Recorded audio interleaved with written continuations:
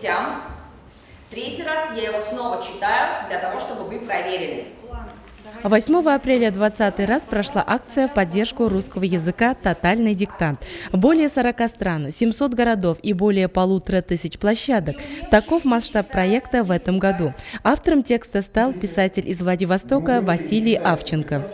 Одной из площадок «Тотального диктанта» традиционно выступил Акмолинский университет, где дикторами стали ведущая утренней программы «Салям» на башкирском спутниковом телевидении, выпускница Башгоспедуниверситета Лилия Курамшина и профессор кафедры русского языка, теоретической и прикладной лингвистики вуза Игорь Артюшков.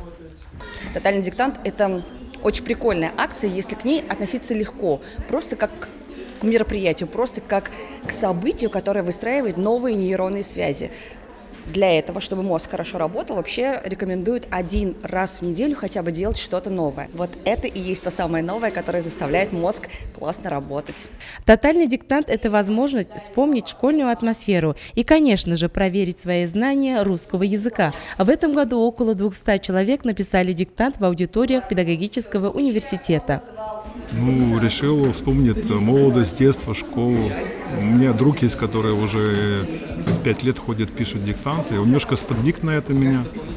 Я решил тоже попробовать свои силы, вспомнить, как пишется, что, какие слова, словосочетания. И вообще расширить свой кругозор немножко. Наша семья каждый год посещает тотальный диктант. 5 не было, но 4 регулярно. Быть грамотным человеком – это быть безопасным в наше время, быть мобильным, быть интересным для своих детей, для своих внуков, быть востребованным в обществе и просто быть самим собой.